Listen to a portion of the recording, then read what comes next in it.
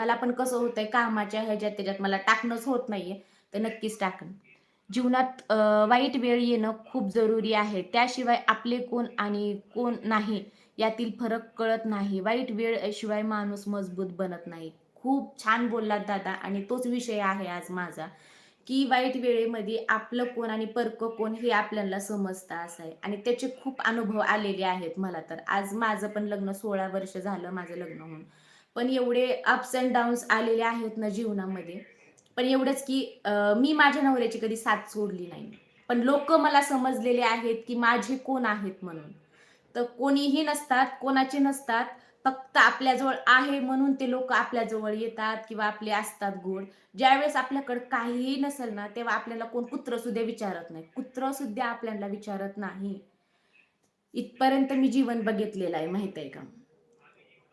अक्षरशः माझ्या जीवनातला मी तुम्हाला एक